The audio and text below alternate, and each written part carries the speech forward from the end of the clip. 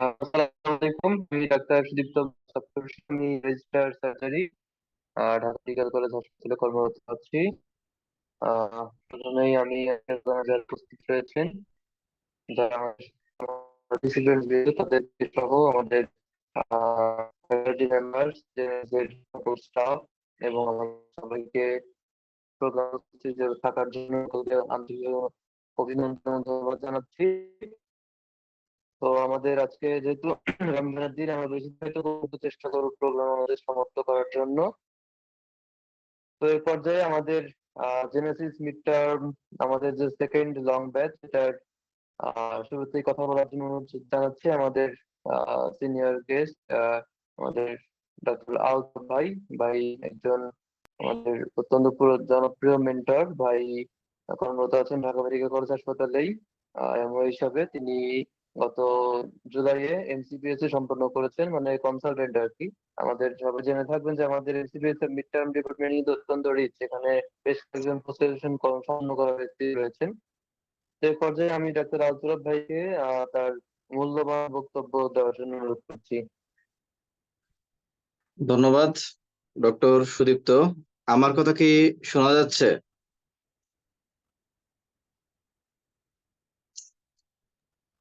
হ্যাঁ, জি ভাইয়া, শুনতে পাচ্ছি আমরা। ধন্যবাদ। শোনা যাচ্ছে ভাই? শোনা যাচ্ছে ভাই, হ্যাঁ, শোনা যাচ্ছে।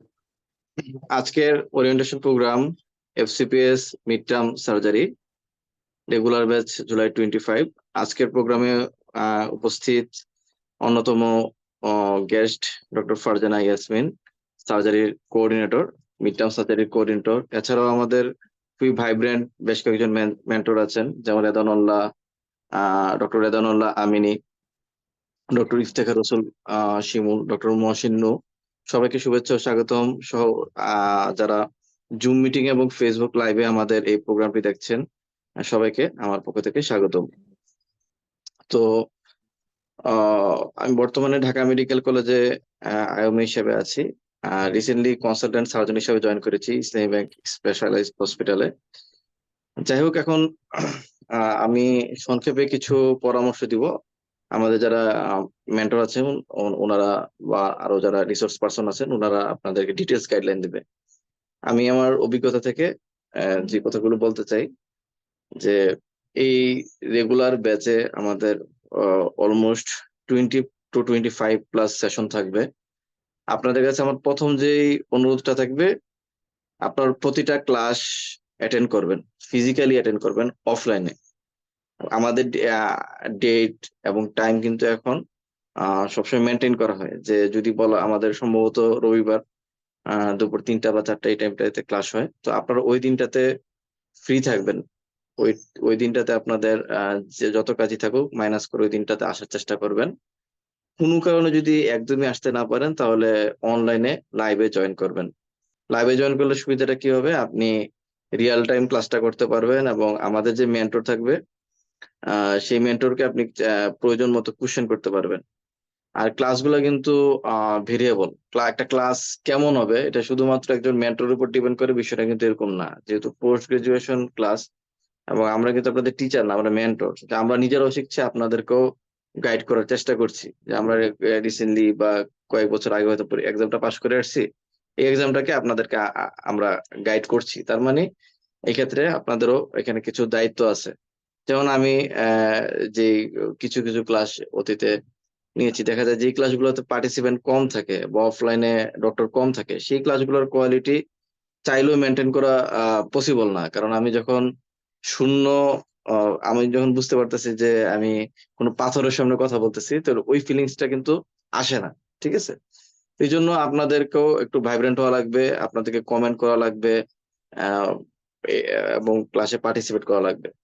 তারপরে আপনারা যদি অনলাইনে অংশগ্রহণ না করতে পারেন, যত ব্যস্ততায় থাকুক, ওই দিন রাতেই, হয়তো বিকালে ক্লাসটা হলো, ওই দিন রাতেই এটা আমাদের যেহেতু এটা আমাদের এই ডকুমেন্টটা থেকে যায়, ভিডিও ক্লাসটা থেকে যায়, আপনার ওই দিন রাতেই বা পরদিনের ভিতর ক্লাসটা দেখে ফেলবেন। আমি এই জিনিসটা খুবই জোর দিতে চাচ্ছি যে আপনি যাই হোক অন্তত ক্লাসটা দেখেন, আপনি যতটুকু পারেন পড়লেন। এটাতে সুবিধাটা কি হবে, আপনাদের আমি যতটুকু বুঝি যে আসলে আমাদের মিড টার্ম সার্জারি বিশাল একটা সিলেবাস। এখানে আপনার বেসিক প্রিন্সিপাল অফ সার্জারি আছে, এবডোমিনের বিভিন্ন GIT, hepatobiliary surgery, orthopaedic, neurosurgery, breast, endocrine, অসংখ্য অসংখ্য টপিকস কিন্তু। হ্যাঁ, সবগুলো টপিকসে কিন্তু আপনি এক্সামের আগে 1-2 মাসে প্রিপারেশন নিতে পারবেন না। এটা কমপক্ষে 6 মাস সময় প্রয়োজন, এবং আমাদের শিডিউল মতো যদি আপনারা ফলো করেন তাহলে কিন্তু কোনো টেনশন ফ্রি ভাবে আপনারা ক্লাসটা করে ফেলতে পারবেন। আর দ্বিতীয় বিষয়, যে বিষয়টা বলবো,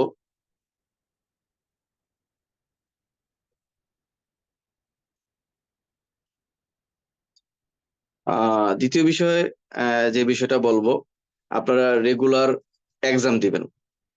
এক্সাম আপনারা চেষ্টা করবেন সর্বোচ্চ পরিমাণ প্রিপারেশন নিয়ে এক্সাম দেওয়ার, কারণ আমাদের এক্সাম রিলেটেড জড়তা থাকে। আমি বিগত সালে আপনাদের বিভিন্ন খাতা দেখার সুযোগ হয়েছে, আমি এমনও দেখেছি যে খুবই ভালো, যথেষ্ট নলেজেবল পার্সন, কিন্তু রিটার্ন খাতায় কিন্তু খুব বেশি ইনফরমেটিভ কথা লিখতে পারেন না।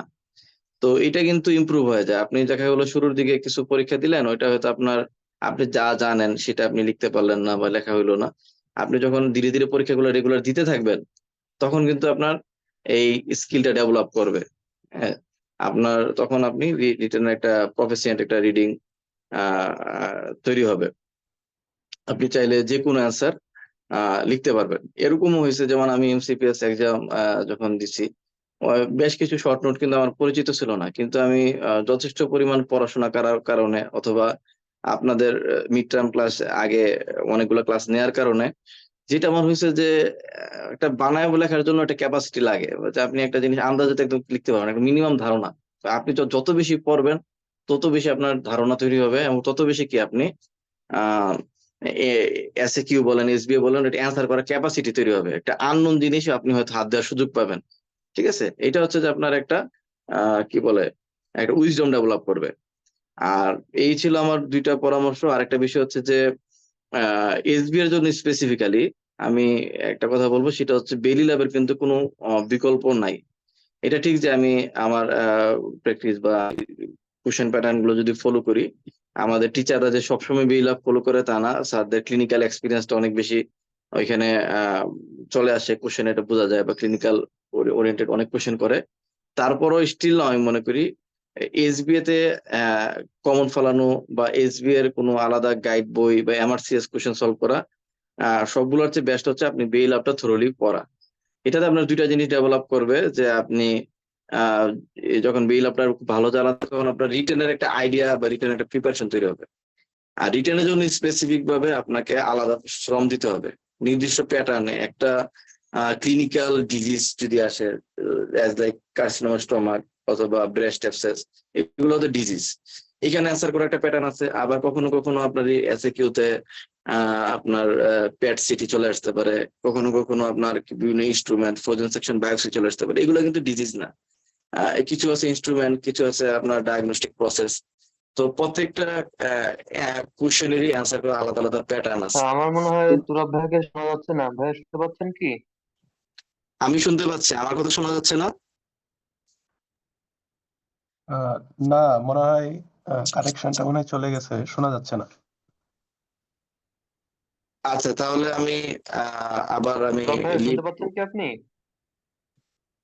আমি শুনতে পাচ্ছি। তুরাব তাহলে ভাই আমি আপনার তোরা কথা একটু ভেঙে ভেঙে আসতেছে আর কি, তুরাব ভাই। আচ্ছা, তাহলে মনে হয় নেটওয়ার্ক প্রবলেম। আমি তাহলে কথা লেন্দি না করি। তো ওয়ালি ভাই একটু ভয়েস থেকে দেখেন না। মামুন ভাই একটু কাইন্ডলি দেখবেন, তোরা ভাই নেটে মোস্ট প্রবাবলি প্রবলেম হচ্ছে, ডিসকানেক্টেড দেখাচ্ছে। মামুন ভাই একটু কন্ট্যাক্ট করেন কাইন্ডলি। সুদীপ্ত ভাই আপনি কাইন্ডলি কন্টিনিউ করেন। না, এখন শোনা যাচ্ছে? জি জি জি ভাইয়া, শোনা যাচ্ছে। ও আসসালামু আচ্ছা, আলাইকুম ভাইয়া, আমি জি বলেন। আমি অবশ্য জেনেসিসে আছি, একটু পরে ক্লাস নিব। নেটওয়ার্ক ও সম্ভবত জি ঠিকভাবে জি কাজ করছে না। যাই হোক, আমি আসলে কতটুকু বলেছি বা কতটুকু শুনেন নাই আমার জানা নাই। আপনারা তো আছেন, আপনারা অনেক ভালো বলতে পারবেন। আমি উম, যে বিষয়গুলো ফোকাস করছি, যে আপনি রেগুলার ক্লাস অ্যাটেন্ড করবেন, রেগুলার এক্সাম দিবেন, এবং এসবি এর জন্য বিল ল্যাবের কোনো বিকল্প নাই। আর এসএকিউর জন্য আপনারা স্পেসিফিক কোনো গাইড বই বা বাজারে ওরকম কোনো বই নেই। আমরা আমরা মনে করি যে আমাদের লেকচার ক্লাসগুলো যদি কেউ ফলো করে এবং রেগুলার এক্সাম দেয়, তাহলে উনি এসএকিউ তো একটা স্কিল ডেভেলপ করবে। কথা শোনা যাচ্ছে? জি ভাইয়া, আমার কথা শোনা কি শোনা? যাচ্ছে। আচ্ছা আচ্ছা। যাচ্ছে সেক্ষেত্রে ভাইয়া। এসিকিউর জন্য, হ্যাঁ এসিকিউর জন্য সব প্রতিটা এসিকিউ অ্যান্সারের জন্য আলাদা আলাদা প্যাটার্ন আছে। লাইক আপনি যদি আম, বিভিন্ন ডিজিজের একটা অ্যান্সার দিতে যান, লাইক কার্সিনোমা স্টোমাক অথবা ব্রেস্ট অ্যাবসেস, সেখানে কিন্তু একটা অ্যান্সারের প্যাটার্ন আছে। আবার আপনি যখন ফ্রোজেন সেকশন বায়োপসি অথবা প্যাট সিটি অথবা ট্রান্সরেক্টাল আলট্রাসোনোগ্রাফি, এই এই রিলেটেড যদি কোনো কারণে এসিকিউ চলে আসে, এখানে কিন্তু অ্যান্সার প্যাটার্নটা ভিন্ন। অর্থাৎ এটা কিন্তু বিভিন্ন, কখনো ইনস্ট্রুমেন্ট, কখনো ডায়াগনস্টিক প্রসেস, হ্যাঁ, অর্থাৎ কিছু টপিকস ভিত্তিক ভেরিয়েশন আছে।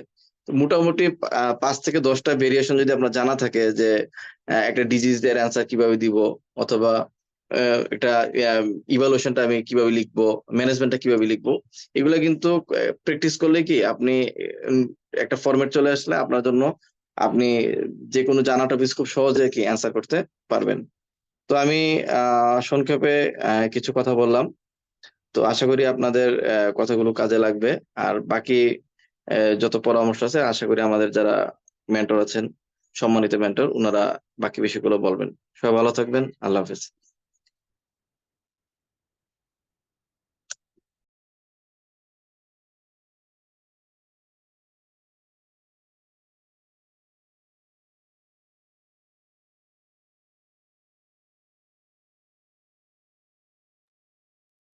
সুদীপ্ত ভাইয়া,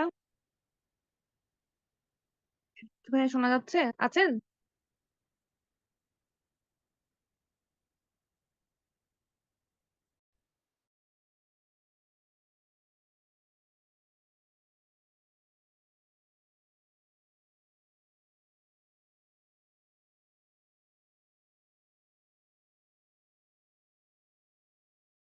আচ্ছা, আমরা একটা কন্টিনিউ করতে থাকি আমাদের এই ওরিয়েন্টেশন প্রোগ্রামটা। আসসালামু আলাইকুম ইফতিকার ভাইয়া, শোনা যাচ্ছে আমাকে? ওয়ালাইকুম আসসালাম আপু, কেমন আছেন? শোনা যাচ্ছে? জি জি, সুদীপ্ত ভাইয়া, সুদীপ্ত ভাইয়া আছেন? হ্যাঁ আপু। জি ভাইয়া, জি কন্টিনিউ করেন কাইন্ডলি। আ- আচ্ছা, যেহেতু তোর সাথে মোটামুটি কানেকশন লস্ট হয়ে গেছে, যেহেতু আমরা পরের স্পিকার ডাক্তার ইফতেখার শিমুল আমার বন্ধু মানুষ, তার কাছে চলে যাবে আর কি। তো এই ফাঁকে একটু দু একটা কথা বলে নেই। তুরাব ভাই যেটা বলছিলেন আর কি, আসলে এসবি আমি তো পরীক্ষা দিয়েছি জুলাই সেশনে 2024। তো আমার কাছে কিন্তু মনে হয়েছে যে এসবিএটা হচ্ছে আসলে গেম চেঞ্জার, এবং পাস ফেলটাই কিন্তু ওই প্রথম পরীক্ষার দিনে নির্ধারিত হয়ে যায়। এসবিএ তে কিন্তু ভালো না করলে আসলে আমার কাছে মনে হয়েছে যে মিড টার্মে পাস করে আসা কঠিন। কারণ আসলে ক্লিনিক্যালটা দেখে ভয় লাগলেও অস্তি অস্তিতে কিন্তু দেখা যায় যে, আমরা পরে আরো বলবো, আরো ইনফরমেশন পাওয়া যাবে। আসলে চেক লিস্টের কারণে বা ধাপে ধাপে মার্কস থাকার কারণে দেখা যায় যে পাসটা হয়েই যায়। কিন্তু আসলে কিন্তু পাস ফেল নির্ধারণটা কিন্তু এসবিটাতেই হয়ে যায়। এবং যেটা আসলে আমার যেটা মনে হয় যে এসবিটা আসলে কোনো ধরনের আহ এসবি এর বই পড়ে বা এটসেট্রা কোনো কিছু পড়েই লাভ নাই আসলে। বেইল আপ না পড়লে ওটা আসলে উচ্চারণ কোনো দ্বিতীয় কোনো ওয়ে আমার চোখে আর পড়ে না। তো যাই হোক, আমরা চলে যেতে চাচ্ছি আমাদের দ্বিতীয় speaker, doctor Iftekhar Hossain Shimul, FCPS part 2 trainee, ট্রেনিকি কলেজ হসপিটাল। তিনি একজন অত্যন্ত জনপ্রিয় মেন্টর, এবং তিনি আশা করছি অত্যন্ত সুন্দর একটা দিক নির্দেশনা আপনি দিতে পারবেন। যেহেতু আমাদের দুইটা মূল্যবান মাস চলে গিয়েছে, সামনে 4 মাস রয়েছে, ঈদ রয়েছে, রমজান চলছে।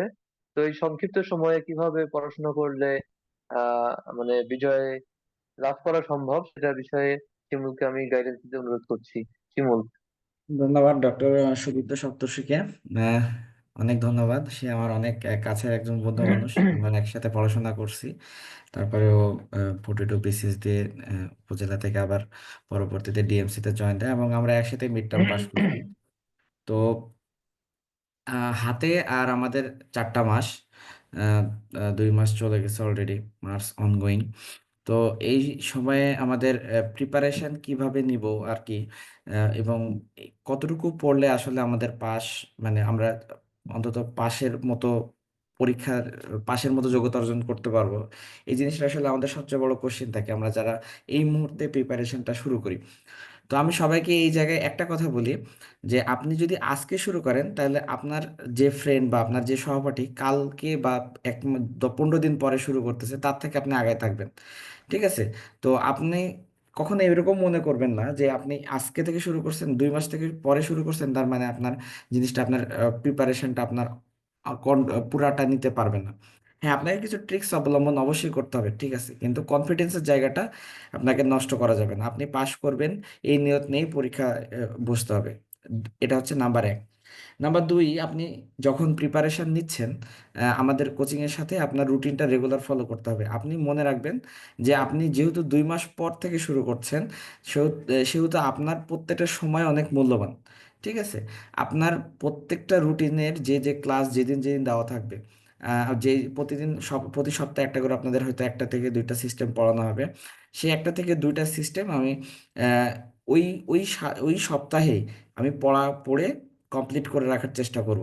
ঠিক আছে? এটাই হবে আমার প্রধান টার্গেট, এবং আমি ওই সপ্তাহে পরীক্ষা দিয়ে দেবো। আপনি এই রুটিনটা যদি শুধুমাত্র ফলো করে আগান, আপনাকে আমি এতটুকু নিশ্চয়তা দিতে পারি, আপনি দেখবেন যে আপনার যারা রেগুলার পড়তেছে না কিন্তু অনেক আগের দিন থেকে প্রিপারেশন নিচ্ছে, তাদের থেকে আপনি দ্রুত পড়া শেষ করে আপনি রিভিশনে চলে যেতে পারবেন। ঠিক আছে? এবং আপনি আমাদের মক টেস্টে অংশগ্রহণ করলে আপনার রিভিশনও আল্লাহ দিলে ইনশাল্লাহ কমপ্লিট হয়ে যাবে। তৃতীয়ত হচ্ছে পড়ার টেকনিক। পলার টেকনিক হলো, মানে আমাদের একটা সার্জারিতে একটা কথা আছে যে best surgeon knows when not to cut বা হোয়েন নট টু সার্জারি। ঠিক আছে? তো বেস্ট সার্জারির যে স্টুডেন্ট, সে সে এটা জানে যে তাকে কি কি পরীক্ষার জন্য কি কি পড়তে হবে আর কি কি বাদ দিয়ে পরীক্ষার হলে যেতে হবে। ঠিক আছে? আপনি এফসিএস পরীক্ষা দিচ্ছেন, ঠিক আছে, মিড টার্ম পরীক্ষা দিন আর ফাইনাল পার্ট পরীক্ষা দিবেন, ফাইনাল পার্টের কথা ক্ষেত্রেও এটা প্রযোজ্য। পরীক্ষার হলে কিন্তু সবকিছু আসে না। যেই পরীক্ষার জন্য যতটুকু ইম্পর্টেন্ট বা রিটেন বা অসপি যা যতটুকু ইম্পর্টেন্ট, সেই জিনিসগুলো আপনার কুক্ষিগত করাটাই হচ্ছে আপনার স্টুডেন্ট হিসেবে মূল লক্ষ্য।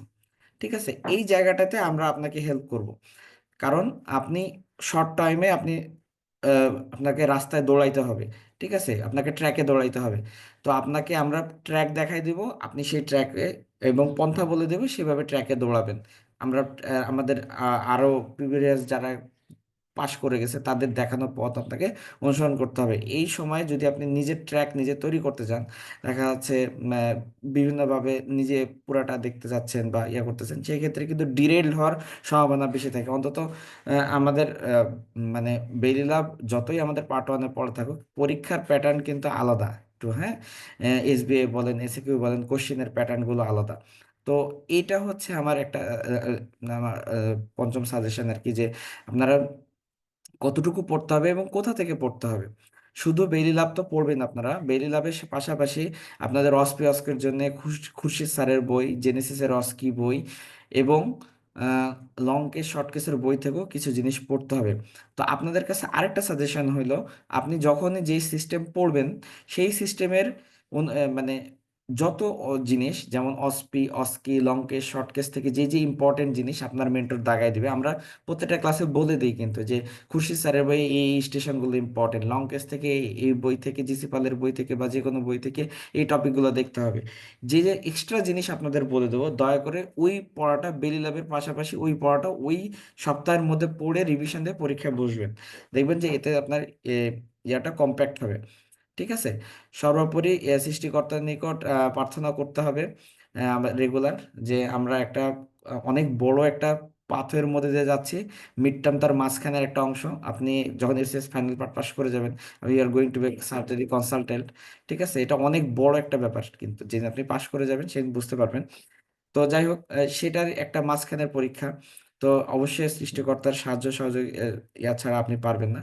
তো এই জিনিসগুলো ফলো করলে আশা করি আপনাদের এই কঠিন বৈতরণীতে পার হইতে কোনো সমস্যা হবে না আশা করি। আর আপনাদের এই সাথে তো আমরা জেনেসিস আপনাদের সাথে থাকছি। তো এইটুকুই। আর আমার আজকে আমরা আর বক্তব্য দীর্ঘায়িত করছি না। ধন্যবাদ সবাইকে। আসসালামু আলাইকুম। ডক্টর সুদীপ্ত।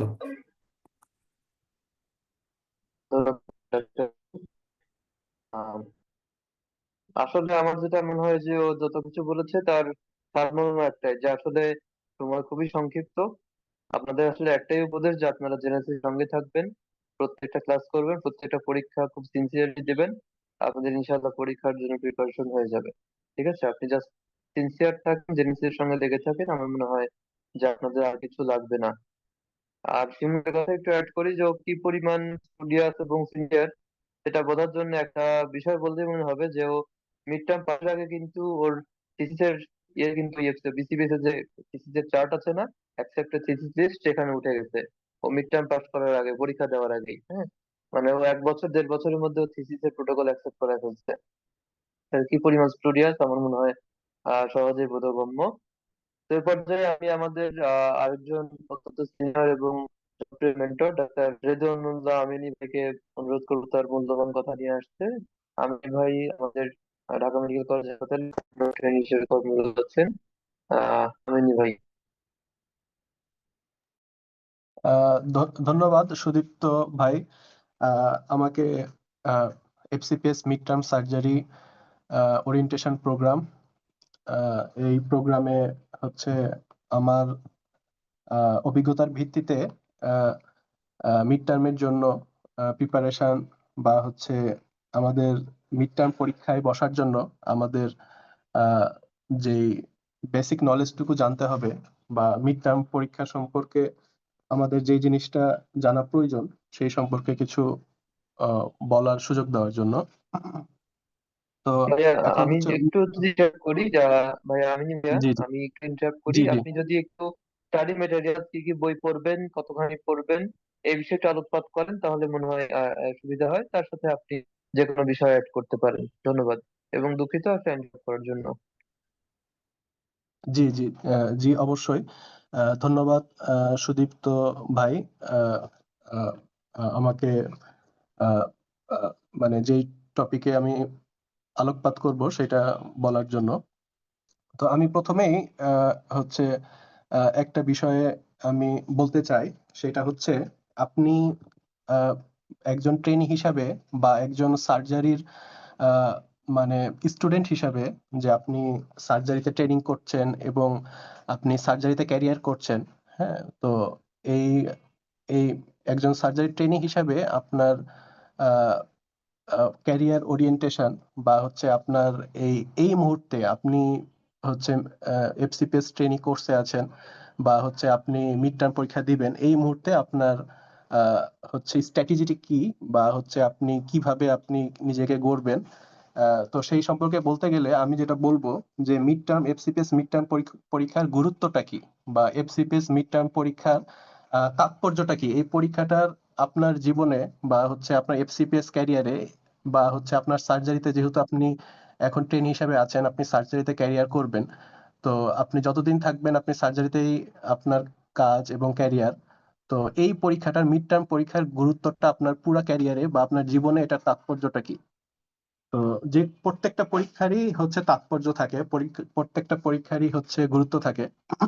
তো এই এফসিপিএস মিড টার্ম সার্জারির পরীক্ষাটার আপনার তাৎপর্য বা গুরুত্বটা কি আপনার সার্জারির ক্যারিয়ার। তো আমরা সবাই হচ্ছে এমবিবিএস পরীক্ষা কমপ্লিট করে এসেছি সাকসেসফুল ভাবে, এবং আমরা যখন ফাইনাল পরীক্ষা দিয়েছিলাম আমরা মেডিসিন, সার্জারি, গাইনি সবগুলো আমরা ক্লিয়ার করে এসেছি। তো তখনও কিন্তু আমরা কিন্তু সার্জারির আমাদের প্রিপারেশন নিয়েছিলাম আমাদের হচ্ছে ফাইনাল পরীক্ষার জন্য। কিন্তু আহ, সেই সময়কার আমার যে নলেজটা, এরপরে আমরা এফসিপিএস পার্ট 1 পরীক্ষা সফলতার সাথে উত্তীর্ণ হওয়ার পরে আমরা এই পর্যায়ে যে ট্রেনিং এ যেই পর্যায়ে পর্যন্ত এসেছি, তো এখনো কিন্তু আমরা সেই সার্জারি পড়ছি এবং আমরা বেলি লাভই পড়ছি। আগে হচ্ছে 27th এডিশন ছিল, এখন হচ্ছে 28th এডিশন। তো সেই সময় থেকে শুরু করে এই পর্যন্ত যে জার্নিটা আমরা হচ্ছে আহ, যেটা আমরা এই পর্যন্ত এসেছি, তো আমরা কিন্তু তখনও বেলি লাভ করেছিলাম ফাইনাল প্রফের আগে, এবং সেই সময় পড়াশোনা করে আমরা ঠিকমতো পরীক্ষা দিয়ে সফলতার সাথে উত্তীর্ণ হই। এরপর আমরা পার্ট 1 পরীক্ষা দিই, সেই সময় আমরা একটা প্রিপারেশন নিই পার্ট 1 এর জন্য এবং সফলতার সাথে উত্তীর্ণ হই, এবং সর্বশেষ হচ্ছে মিড টার্ম পরীক্ষার আগে আমরা আবার হচ্ছে বেলি লাভটা আমরা পড়বো আমাদের মিড টার্ম পরীক্ষার জন্য। তো তো সেইটা ব্যাপারটা হচ্ছে যে আমরা সেই সময় যখন পড়েছিলাম আমরা একসাথে অনেকগুলো হচ্ছে যে টপিকস থাকে, আমরা মেডিসিনের কিছু টপিকস আমরা মাথায় রেখেছিলাম, সার্জারি কিছু টপিকস আমাদের মাথায় থাকতো, গাইনির কিছু টপিকস আমাদের মাথায় থাকতো। তো এখন আপনি হচ্ছে একদম হচ্ছে স্পেশালাইজড একটা ব্রাঞ্চে চলে আসছেন, যে আপনি শুধু এখন সার্জারির বিশেষজ্ঞ ডক্টর হবেন। তো অবশ্যই আপনি আগে যে আপনার নলেজটা ছিল সেই নলেজটা চাইতে অবশ্যই আপনি যেহেতু বিশেষজ্ঞ ডক্টর হিসেবে আপনি প্রস্তুতি নিচ্ছেন এফসিপিএস মিড টার্মের জন্য, সেহেতু আপনার প্রস্তুতিটা অবশ্যই ভিন্ন হবে। আপনি আগে যেভাবে পড়াশোনা করেছেন, আগে যেভাবে আপনার আহ, জ্ঞান বা ধারণাগুলো আছে, অবশ্যই এখন সেটাকে আরো রিফাইন্ড এবং হচ্ছে আপনাকে সেই নলেজটাকে আরো আপ টু ডেট করতে হবে। তো এই জিনিসটা আপনাকে অবশ্যই মাথায় রাখতে হবে। সরি। এবং এই পরীক্ষাটার গুরুত্ব, আপনি হচ্ছে আপনার ক্যারিয়ারের হচ্ছে এখন সার্জারির ক্যারিয়ারের আপনি এখন শুরুতে আছেন। তো আপনার যে কোনো বিল্ডিং বা যে কোনো বাসা বাড়ি তৈরি করতে গেলে, হ্যাঁ, আপনার হচ্ছে বেসমেন্টটা বা হচ্ছে গ্রাউন্ড ফ্লোরটা মজবুত হতে হয়। তো যে কোনো বিল্ডিং এর বা হচ্ছে যে কোনো স্ট্রাকচারের আপনার বেসমেন্ট যদি মজবুত হয়, আপনার ক্যারিয়ারটা বা আপনার বিল্ডিংটা বা আপনার যাত্রাটা এরপরে খুবই খুবই স্মুথ হবে।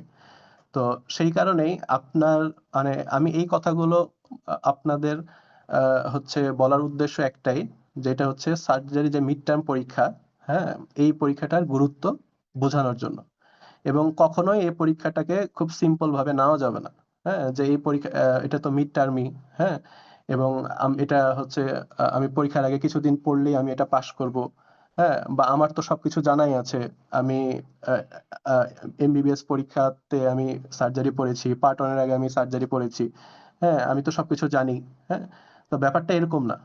কারণ হচ্ছে আহ, আহ, আপনার আহ, আপনি যেটা জানেন, হ্যাঁ, সেটা আপনি সেই সময় যখন জেনেছিলেন সেই জানাটার মধ্যেও আপনার কিছু সীমাবদ্ধতা ছিল, কিন্তু এখন আপনার সেই সীমাবদ্ধতা রাখা যাবে না। আপনি এখন টোটালি হচ্ছে সার্জারির যেই আহ, কেউ হয়তো ব্রাঞ্চে যাবেন, বিভিন্ন ব্রাঞ্চে যাবেন, colorectal surgery, burn plastic surgery, hepatobiliary surgery, হ্যাঁ, তারপর হচ্ছে বিভিন্ন অর্থোপেডিক্স, হ্যাঁ, আপনার বিভিন্ন ব্রাঞ্চে যাবেন, নিউরো সার্জারি।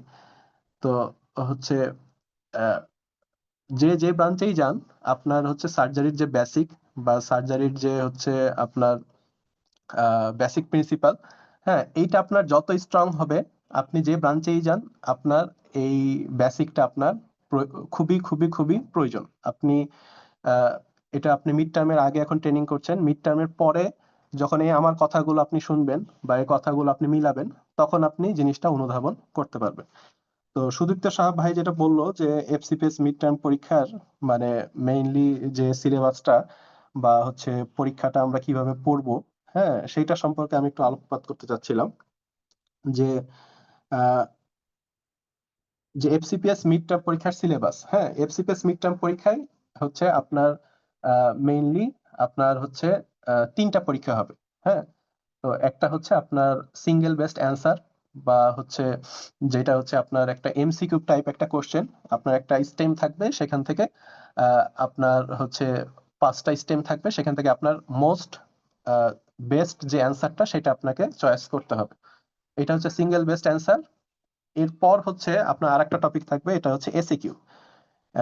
এটা হচ্ছে আমরা যেই শর্ট অ্যান্সার যে কোশ্চেন গুলো থাকে, আপনাকে একটা কোশ্চেন দেওয়া থাকবে, তো সেই কোশ্চেন থেকে আপনাকে সংক্ষেপে আপনাকে সেই কোশ্চেনের আপনাকে অ্যান্সার করতে হবে। এটা হচ্ছে আপনার শর্ট অ্যান্সার কোশ্চেন।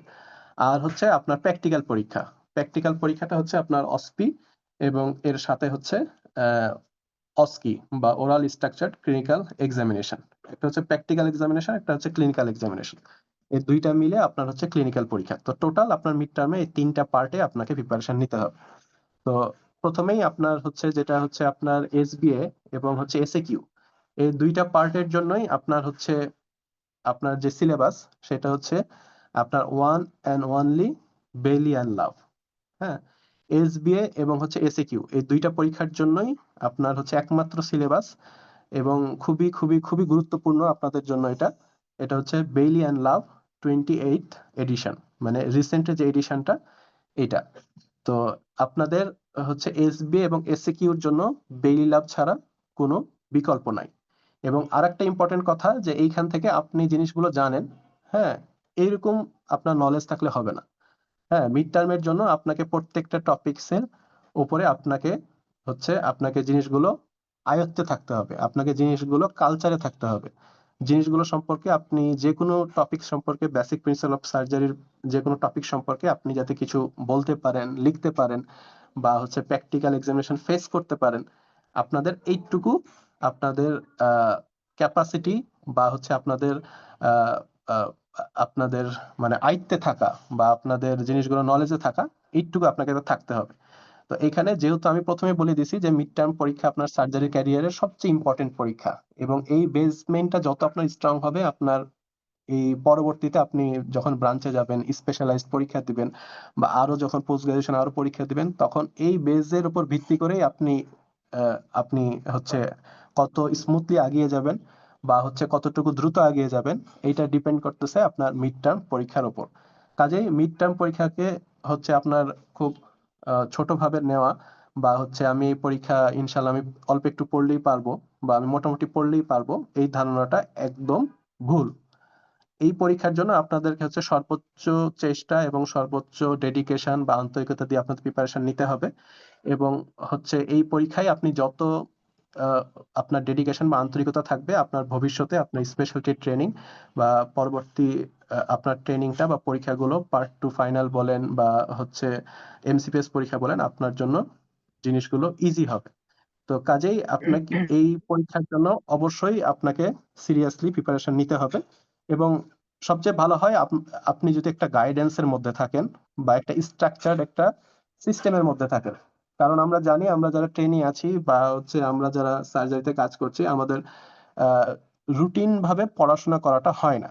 হ্যাঁ, আমরা অধিকাংশ সময় অনেক কাজে ব্যস্ত থাকি, এবং আমাদের ক্লিনিক্যাল কাজ থাকে, আমাদের ফ্যামিলি কাজ থাকে, আমাদের বিভিন্ন কাজ থাকে, এবং এগুলোতে আমরা ব্যস্ত থাকি। তো রুটিন মাফিক ভাই আমাদের আমি ভাইয়া হ্যাঁ, হ্যাঁ, জি আবার ভাই। একটু শর্টটা শেষ করতে চাচ্ছিলাম, তো আমার মনে হয় একটু দ্রুত আপনি শেষ করতে আমরা ওই যে আমাদের নেক্সট স্পিকারের কাছে যেতে পারতাম। তো আমার মনে হয় আপনি একটু বই হ্যাঁ, নিয়ে যদি একটু স্পেসিফিকলি বলতেন ভালো হতো।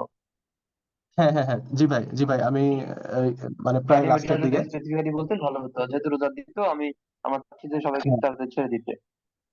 হ্যাঁ, হ্যাঁ, জি ভাই, জি ভাই, ওকে ভাই। আচ্ছা, তো আমি যেটা বললাম যে সিলেবাসের ব্যাপারটা, যে আপনার এসবিএ এবং এসএকিউ এই দুইটার ক্ষেত্রেই আপনার বেলি অ্যান্ড লাভ 28 এডিশন, এটা আপনার মূল এবং প্রধান সিলেবাস। এবং এই এটা এসবিএ এবং এসএকিউর জন্য। আর আপনার যে ক্লিনিক্যাল পরীক্ষা বা প্র্যাকটিক্যাল পরীক্ষা, এটার জন্য আপনার যে সিলেবাস সিলেবাস আপনার আহ আহ মোটামুটি দুই একটা বই থেকে আপনাকে কম্বাইন্ড বা ইম্পর্টেন্ট টপিকস গুলো আপনাদেরকে আমরা গাইডলাইন দিয়ে দিব। কিন্তু যে বইগুলো আপনারা ফলো করবেন সেটা খুরশিদ আলম স্যারের ডিকোডিং সার্জারি যে বইটা আছে, ভলিউম 1 এন্ড ভলিউম 2, এই বইটা।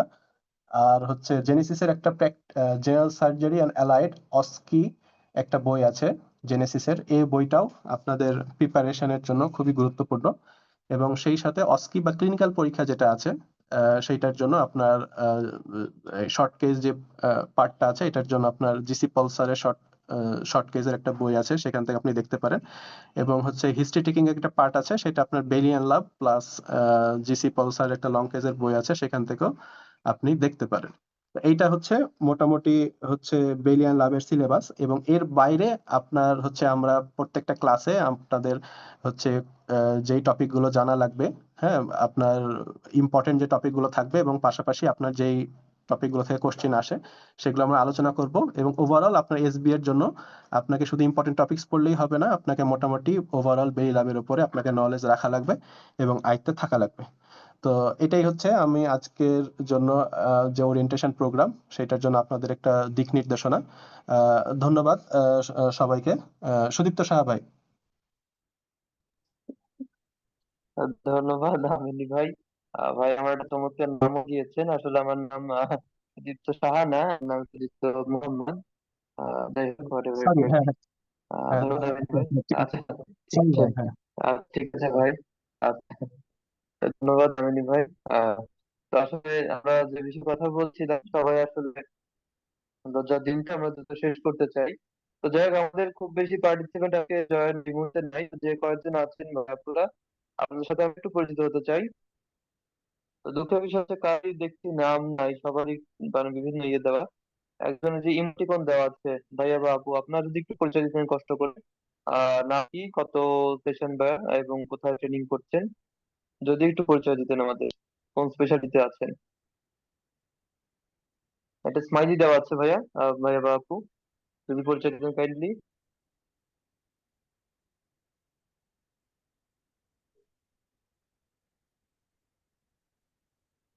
আচ্ছা, হয়তো উনি কানেক্টেড নাই এই মুহূর্তে। ওই যে 1 2 3 যার হচ্ছে ইন্ট্রোটা আছে, তারপরে আইফোন পার্টিসিপেন্ট যারা আছেন, কষ্ট করে একটু যদি আপনাদের পরিচয় দিতেন, আপনাদের নাম, কোন স্পেশালিটি ট্রেনিং এবং কোথায় ট্রেনিং করছেন।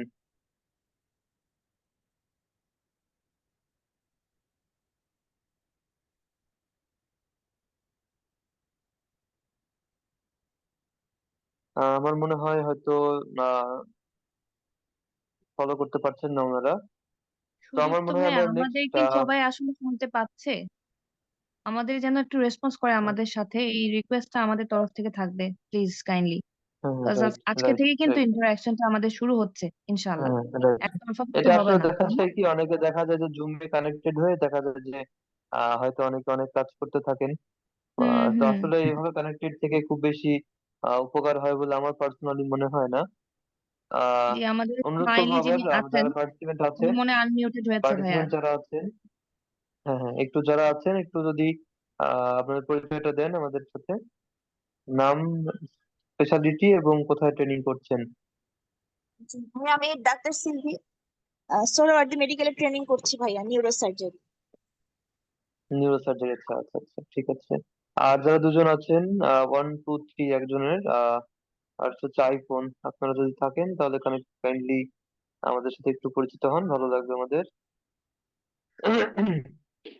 তো যেহেতু আমরা রেসপন্স পাচ্ছি না, আমরা পরের পার্টিসিপেন্ট চলে যাই। আমাদের ডাক্তার মহসিন তনয় নূহ ভাইয়া, আমাদের একজন জনপ্রিয় মেন্টর, এবং তার অভিজ্ঞতা এবং জেনেসিস এর মাধ্যমে তিনি কিভাবে উপকৃত হয়েছেন তার পরীক্ষা দিতে গিয়ে বা মিড টার্ম পাস করতে গিয়ে, আশা করছি সেই বিষয়টা তিনি আমাদের সাথে শেয়ার করবেন। ডাক্তার নূহ ভাইয়া। জি, আসসালামু আলাইকুম। ধন্যবাদ ডক্টর সুদীপ্ত ভাইয়া। আমাকে শোনা যাচ্ছে ভাইয়া? যাচ্ছে ভাই, শোনা। আচ্ছা। তো জেনেসিস থেকে আমি যে কিভাবে উপকৃত হয়েছি, এটা কোথায় শুরু করব? বেসিক্যালি পার্ট 1 থেকে জেনেসিস এর সাথে আছি, এবং এটা যে আমাদের যে মেন্টরদের যে স্ট্রাকচার্ড টিচিং সিস্টেম এবং যে রিপিটেড এক্সাম নেয়, বারবার যে ইম্পর্টেন্ট পয়েন্ট গুলো হ্যামার করে, বোথ পার্ট 1 এর বোথ মিড টার্মও আমার জেনেসিসে, পার্ট 1 ও জেনেসিসে হাত ধরেই বেসিক্যালি, এবং স্পেশালি আমাদের এটা অসপি এবং অস্কি ব্যাচ হয় রেগুলার ব্যাচের পরে, সেটা থেকে যে মিড টার্মের মোটামুটি আমাদের মিড টার্মে জেনেসিসে যারা ভর্তি আছে 99 to 100% হচ্ছে যে সাকসেস রেট, মানে পাস রেট আমাদের মিড টার্মে যারা ভর্তি হয়। তো সেই 99-100%-এর মধ্যেই সবসময় চলে আসছে আর কি। সেই কত 6টা 7টা ব্যাচ যে শুরু হলো আমাদের। তো আমি যেটা বলতে চাই সেটা হচ্ছে যে আপনার জন্য কি জেনেসিসে ভর্তি হতে চান, এই মিড টার্ম ব্যাচে অনুগ্রহ করে একটু খেয়াল রাখবেন যেন রেগুলারলি আপনারা ক্লাসগুলো করেন, কারণ ক্লাসের মধ্যে থেকেই কিন্তু আমরা মেন্টাররা চেষ্টা করি পুরা এন্টায়ার টপিকটা একটা সিলেবাসটা পড়িয়ে দিতে। অনেক সময় আমরা সার্জারির জন্য বা রাতে স্যারের সাথে ওটি অ্যাসিস্টের জন্য আমরা হচ্ছে গেছে বেরি লাফটা পুরোটা পড়তে পারি না। তো ইম্পর্টেন্ট যে টপিক গুলো, এটা আমরা ক্লাসের মধ্যেই, এই ক্লাসটা 2 ঘন্টা লাগুক 3 ঘন্টা লাগুক, অনেক সময় একবার ইফতেখার রসুল ভাই তো অনেক সিনসিয়ার, 5 ঘন্টা ধরে ক্লাস নিয়েছিলেন, যে আমাদের মেন্টারদের পক্ষ থেকে যেন আমরা স্টুডেন্টদেরকে একদম পুরা ইন্টার সিলেবাসটা মুখস্থ যথেষ্ট ইন্টারনালাইজেশন করতে দিতে পারি, এটাই হচ্ছে আমাদের লক্ষ্য থাকে। এটা হচ্ছে প্রথম কথা। তো লেকচারটা ইজ ভেরি ভেরি ইম্পর্টেন্ট। তাহলে অনেকে আমাদের কোশ্চেন করে যে লেকচার তো করব, কিন্তু অফলাইন করব নাকি অনলাইন করব, এটা হচ্ছে গিয়ে যে আমাদের কোশ্চেন করে।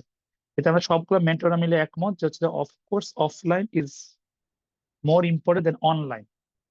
অফলাইনে স্টুডেন্ট টিচার মেন্টর ইন্টারাকশন থাকবে, অফলাইনে সবাই যদি নাকি আসে তাহলে একবারে এক টানে 3 ঘন্টা ক্লাসটা করা হবে। অনলাইনে দেখা যায় হচ্ছে গিয়ে যে অনেক টাইম লেগে যায় ক্লাসটা করতে। এবং তারপরে যে জিজ্ঞেস করতে অনলাইন কি, যদি নাকি সাপোজ অনেকজন দূরে দূরে থাকে আর কি, তাহলে কি দূর থেকে আসা তো পসিবল হয় না অনেক সময়। তাহলে অনলাইনের মধ্যে কি অনলাইন লাইভ করবে নাকি রেকর্ডেড করবে? এখানে আমরা বলি অনুগ্রহ করে আপনারা যদি লাইভে থাকেন, তো হচ্ছে যে একবারে লাইভে আপনারা বসলেন অফলাইনদের মতো লাইভে আমাদের সাথে ইন্টারাকশন করলেন, প্রশ্ন জিজ্ঞেস করলেন, কিছু না বুঝলে আবার করলেন। তাহলে সেই যে ইন্টারাকশনটা এবং তখন যে সিলেবাসটা 3 ঘন্টার যেই পড়া, এই 3 ঘন্টার পড়া 4 ঘন্টার পড়া মোটামুটি আমরা পুরো ফুল 2 দিনেও এই পড়া মানে কভার করা যায় না।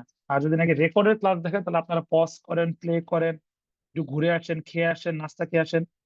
এই জন্য আমাকে বেসিক্যালি বলা যে অফলাইনটা প্লিজ যদি ভর্তি হন তাহলে হচ্ছে যে ভর্তি প্রেফার করবেন। অফলাইনটা ইজ ভেরি ভেরি ইম্পর্টেন্ট। মোটামুটি আমি শুনিনি যে কেউ বলেছে যে না অফলাইন করে আমার লাভ হয়নি। এগেন বললাম যে হচ্ছে যে আমরা কিন্তু 99 থেকে 100% হচ্ছে যে pass rate of mid term. কেউ আপাতত ফেল করেনি। যদি ফেল করে থাকে তাহলে পরীক্ষা দিতে যায়নি, বিএনএসএ ভর্তি হয়েছে কিন্তু অ্যাকচুয়ালি এই এক্সাম অ্যাটেন্ড করেনি, ওই দিন হয়তো অসুস্থ ছিল বা সামথিং। আর এই যে ডক্টর সুব্রত ভাই যেটা বললেন ওটাতে আমি একমত যে এসবিএ হচ্ছে game changer, very very important. এটা দিয়ে কিন্তু আপনার পাস ফেল অস্পিতে অ্যাটেন্ড করতে পারবেন কিনা এটা নির্ধারিত হবে। কারণ এসবিএটা হচ্ছে গিয়ে যে আপনার এক্সাক্ট মার্কের উপর ডিপেন্ড করে। আপনি যদি 100টার মধ্যে মানে 50টার মধ্যে 50ই কারেক্ট করেন তো 100র মধ্যে আপনি 100 মার্কই পাবেন। এখানে যদি 100 পেয়ে যান তাহলে এরপর রিটেন আপনার মধ্যে 20 মার্ক তুলতে হবে 100র মধ্যে, অনেকটা এরকম বিষয়টা আর কি। তো এসবিএ তে আপনি 60% পাস রেটের উপর যতগুলা মার্ক বেশি পাবেন, রিটেনের পরের পেপারে ততগুলা মার্ক কম পেলেও আপনি অস্পির জন্য উত্তীর্ণ হবেন। এই মহসিন ভাইয়া এসবিটা শোনা যাচ্ছে কিন্তু না আপনাকে? জি, ভাই শোনাচ্ছে না? এখন জি যাচ্ছে। শোনা যাচ্ছে, জি ভাইয়া। তো মোট কথা আমি যেটা সামারি করছি সেটা হচ্ছে যে এসবিএ টা game changer, very very important. এবং সেই এসবিএটাই আমরা চেষ্টা করি বেলি ল্যাব থেকে দাগিয়ে দিতে, পড়িয়ে দিতে, পেজ বাই পেজ। এখান থেকে একটা এসবিএ আসতে পারে, এখান থেকে একটা এসবিএ আসতে পারে, এখান থেকে একটা এসবিএ এসেছে। এবং এই টপিকটা হচ্ছে গিয়ে যে 3 স্টার 4 স্টার ইম্পর্টেন্ট। আর আমাদের লেকচার ক্লাসে আমরা আরো চেষ্টা করি, যদিও আমাদের পরে ডেডিকেটেড অস্কি ক্লাস হয়, কিন্তু আমরা লেকচার ক্লাসে আরো চেষ্টা করি যে লেকচার ক্লাসেই আবার টপিক রিলেটেড অস্কির কোশ্চেন পড়িয়ে দিতে, যে এই এক্সট্রাটা দেখুন তো, এই সিটি স্ক্যান দেখুন, এটা কিন্তু আপনাদের জন্য ইম্পর্টেন্ট। এখান থেকে কিন্তু অস্কিতে এমন করে কোশ্চেন আসে, এসবিতে এমন করে কোশ্চেন আসে, আর রিটেনে এমন করে কোশ্চেন আসে। তো আপনারা চেষ্টা করবেন আমাদের সাথে হচ্ছে রেগুলারলি ক্লাস করতে, রেগুলারলি বেলি লাফটা পড়তে, এবং কাজের সময় সপ্তাহের পর সপ্তাহে পড়তে। এক্সামটা স্পেশালি যেটা নাকি আগের লেকচারের কাছে এক্সাম, ওটা কিছু পড়েন বা না পড়েন এক্সামটা একটু মিস দিবেন না। তাহলে একটা অ্যাসেসমেন্ট করতে পারবেন যে কোশ্চেন কি আদৌ পারছেন নাকি পারছেন না, কি লেভেলে আপনাদের হচ্ছে গিয়ে যে কারেন্ট প্রিপারেশন আর কতটুকু এক্সট্রা এফোর্ট লাগবে, এটা আপনারা নিজেরাই আপনারা জাজ করতে পারবেন। তো এই পুরো জিনিসটা যেন কি আমি যেন নাকি একসময় আপনাদের অবস্থায় ছিলাম, এই পুরো জিনিসটা আমি তখন মেন্টর বৃন্দদের কাছ থেকে শুনেছিলাম। তো সেটা যে আমি কি পরিমাণ উপকার দিয়েছে এটা অবশ্যই আশা করি আপনাদেরও হেল্প হবে যদি আপনারা জেনেসিস এর সাথে থাকেন। ধন্যবাদ।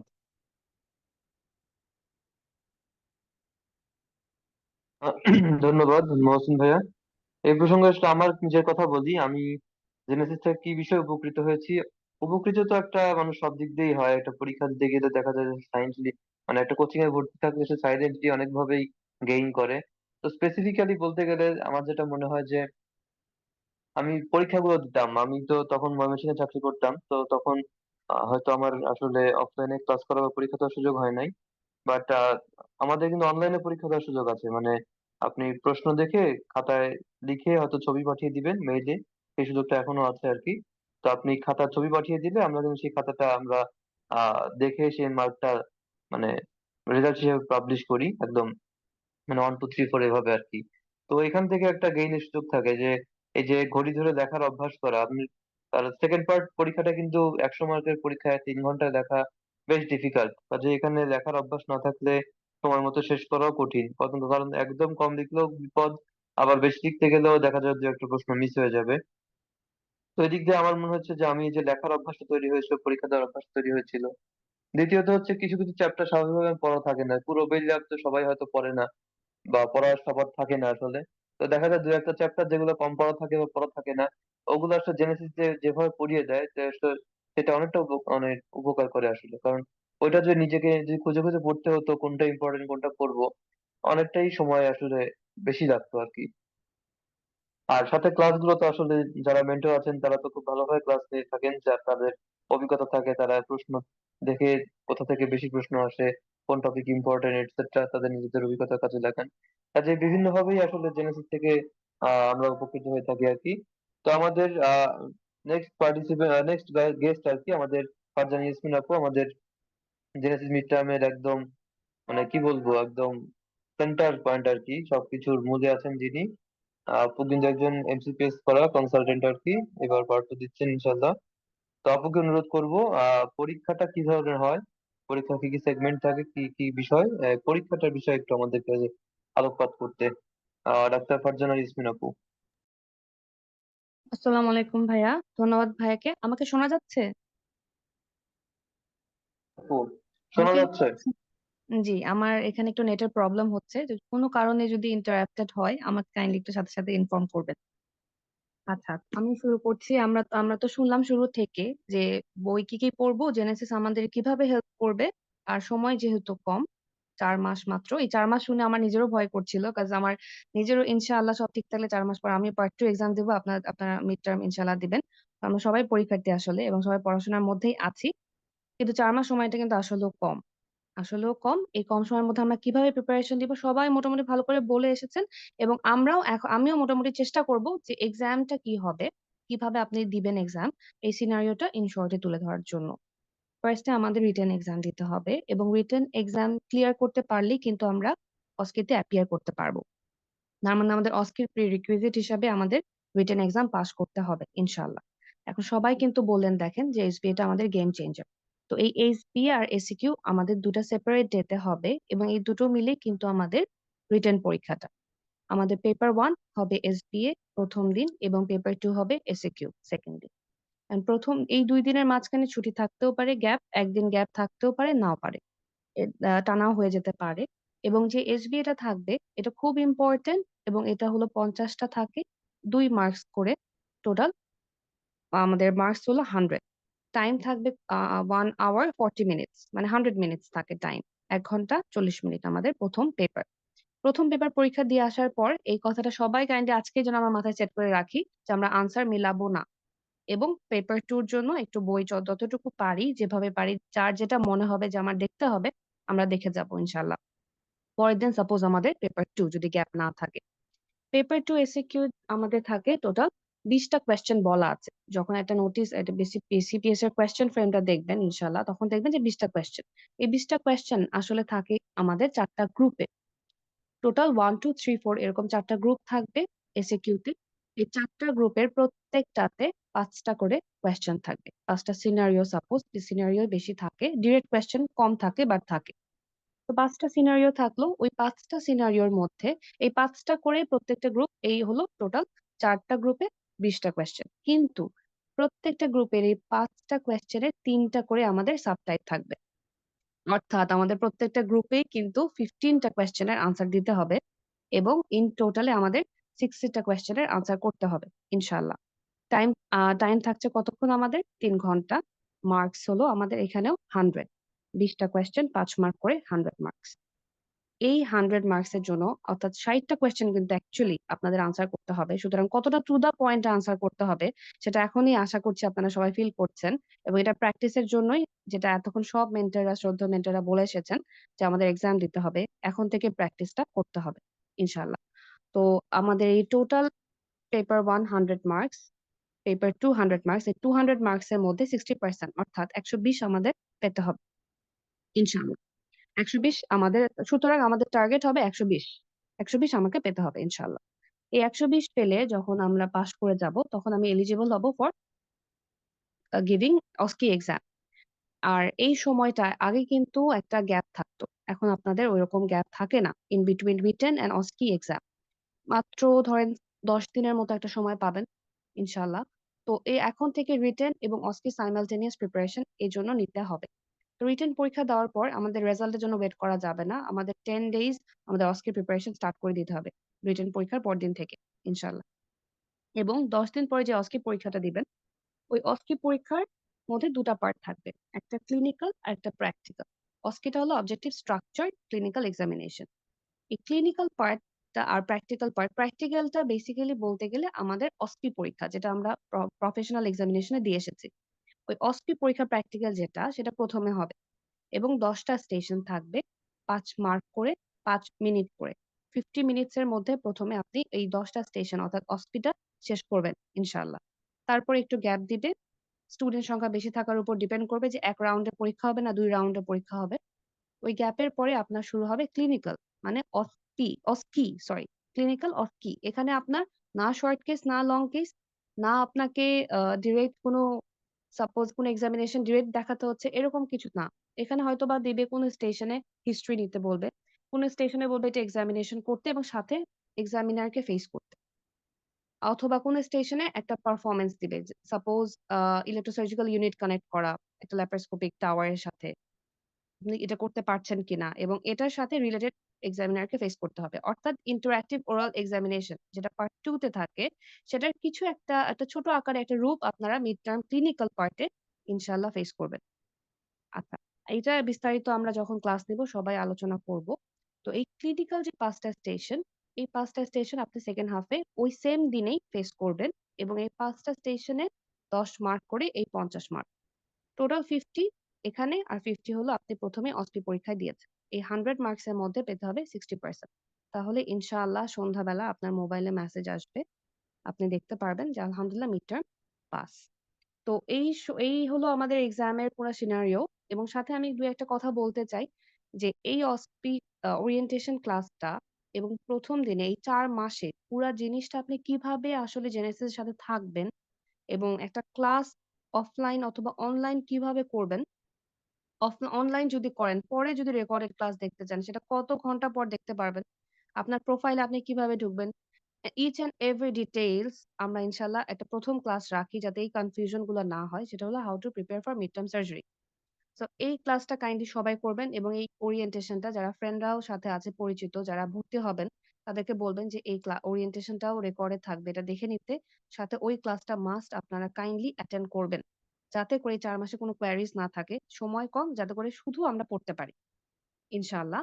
আর হলো কাইন্ডলি, হ্যাঁ খুব খুশি হয়েছে যে নাম আমরা পেয়েছি। আইফোন যিনি ছিলেন উনি হয়তোবা নাম সুইচ করেছেন কিনা, আমি যদি ভুল না হয়ে থাকি। সাথে স্মাইলি 123 রিকোয়েস্ট থাকবে যে আমরা সবসময় নাম আমাদের সাথে, আমরা যেখানে জুম মিটিং এ আমরা নাম মেনশন করব rather than using any other sign ইনশাআল্লাহ। আর ইনশাআল্লাহ আপনাদের সাথে আমাদের সবার দেখা হবে সবসময় এই পুরা সেশনটা 4 মাসে। অসংখ্য ধন্যবাদ। আসসালামু আলাইকুম। সুদীপ্ত ভাইয়া। ধন্যবাদ ফারজানা আপু। আহ আপু আসলে মানে খুব চমৎকার ভাবে পরীক্ষার ডিটেলস গুলো বলেছেন। আমার মনে হয় আমাদের যারা পার্টিসিপেন্টস আছেন সবাই বুঝতে পেরেছেন। তো আমাদের সেশনটা বেশ দীর্ঘ সময় ধরে চলছে, আমরা মনে হয় যা খুব বেশি আমরা দীর্ঘায়িত করব না, কারণ আমাদের পার্টিসিপেন্টস এর সামনে জেনেসিস যোগ দেওয়ার সুযোগ পাচ্ছেন। তো আরো কোনো কোয়েরি থাকলে আমরা হয়তো কোচিং চলাকালীন জেনে নিতে পারবো। তবু যদি ইনস্ট্যান্ট কোনো কোয়েরি থাকে যে এই মুহূর্তে আমার জানার প্রয়োজন, আমরা আহ জিজ্ঞাসা করতে পারি যে কোনো কোশ্চেন। কোনো ভাই আসসালামু আপু আলাইকুম। যারা পার্টিসিপেন্টস আছেন, জি জি। ভাই আমার একটা কোয়েশ্চেন ছিল। ভাই আমি তো জানুয়ারি 25-এ পাশ করেছি এফসিপিএস পার্ট 1, আমি ট্রেনিং এ আছি। তো ট্রেনিংটা কিভাবে ইফেক্টিভ হবে বুঝতে পারছি না, আসলে সারাদিন রাত হসপিটালে থাকি কিন্তু মনে হয় যে কিছু শিখতে বা বুঝতে পারতেছি না, মানে এখন পর্যন্ত একটা স্টিচ দেওয়াও শিখি নাই, বা কি পরবো কি করবো বুঝতে পারি না ঠিক। মিড টার্ম তো ভাইয়া 2 বছর পরে, এখনই কি কোচিং এ ভর্তি হয়ে যাবো ভাইয়া জেনেসিসে? আচ্ছা আচ্ছা।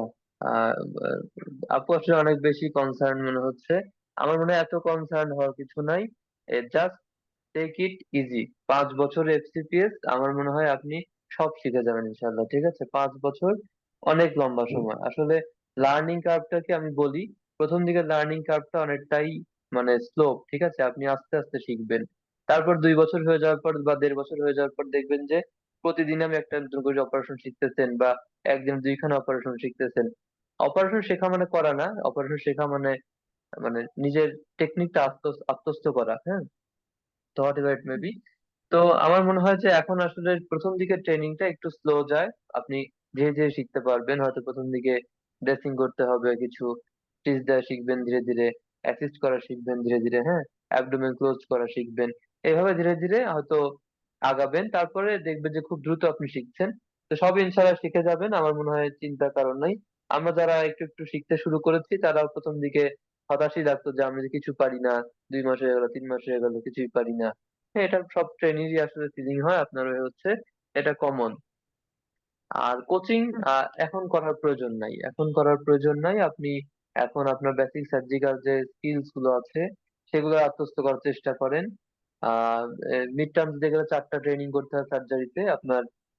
আরটিএমডি ট্রেনিং করতে হবে, রিসার্চ মেথোডোলজি যেটা, তারপর আইসিডি ট্রেনিং করতে হবে, বেসিক সার্জিক্যাল স্কিল ট্রেনিং করতে হবে, এবং কমিউনিকেশন স্কিল 4টা ট্রেনিং করতে হয় ম্যান্ডেটরি।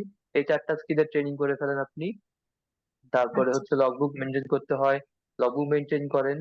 তারপরে টুকটাক যে ক্লাসগুলো হবে, সরোজি মেডিকেল একাডেমিক হসপিটাল, এখানে ক্লাসগুলো হবে, অ্যাটেন্ড করার চেষ্টা করেন। সিনিয়র যারা আছেন তাদের কাছ থেকে টুকটাক করার চেষ্টা করেন, শেখার চেষ্টা করেন।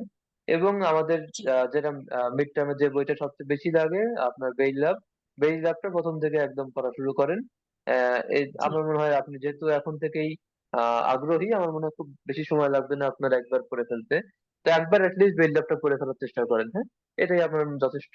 আর লাস্ট 6 মাস প্রিপারেশন নিলে I think mid term pass করে যাওয়া সম্ভব, যদি সিস্টেমেটিক প্রিপারেশন নেয় বা আমাদের সাথে যদি যোগ দেন, আমার মনে হয় last 6 months should be enough. আচ্ছা থ্যাংক ইউ সো মাচ ভাইয়া। আচ্ছা, যারা আছেন 1 2 3 ভাই বা আপু জানি না, আর একজন ফরিদা আপু মনে হয় আছেন। আপনার যদি কোনো কোশ্চেন থাকে বলতে পারেন। আচ্ছা, আমাদের ব্যাচ ডে মানে আমাদের ক্লাস গুলো কবে কবে হবে বলে যে একটু, আমাদের রবিবারে ক্লাস হবে, আর হচ্ছে বুধবারে ক্লাস হবে, ঠিক আছে? রবিবার এবং বুধবারে ক্লাস হবে। প্রত্যেকটা ক্লাসে আগের দিনের যে ক্লাসটা থাকবে সেই ক্লাসটার পরীক্ষা হবে। আর হচ্ছে শুক্রবারে হবে হচ্ছে সলভ ক্লাস, যে দুটা পরীক্ষা হয়েছে সেই পরীক্ষাগুলোর উপরে সলভ ক্লাস হবে। আর রবি এবং বুধবার হবে হচ্ছে আপনার লেকচার ক্লাস, এবং ক্লাসের শুরুতে পরীক্ষা দিতে হবে আর কি। যদি কেউ ক্লাসে আসতে না পারেন অফলাইনে, তাহলে অনলাইনে আপনি পরীক্ষা দিতে পারবেন, এবং লিখে রাত 10টার মধ্যে মেইল করে দিলে আমরা সেই খাতাটা অ্যাকসেপ্ট করে পরে দেখে রেজাল্ট পাবলিশ করব। এই তো মোটামুটি। আর যদি কোনো কোয়েরি থাকে।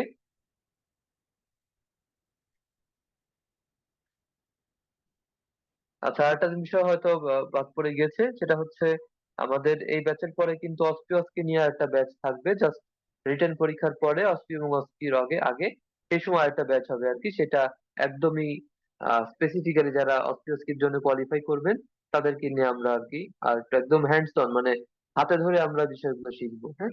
এখানে ওই অনলাইন জুমে কোনো কাজ কাজ হবে না, জাস্ট একদম হাতে ধরে আমরা যা যা হবে সেগুলা শিখবো আর কি।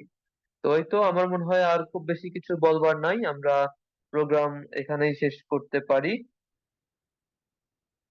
আর ঠিক জি আছে, স্যার। ইনশাল্লাহ ক্লাসে দেখা হবে। আমরা মনে হয় ক্লাস শেষ করে দিতে পারি। ধন্যবাদ সবাইকে, আল্লাহ হাফেজ, আসসালামু আলাইকুম। জি স্যার, থ্যাংক ইউ। সালাম আসসালামু আলাইকুম সবাইকে।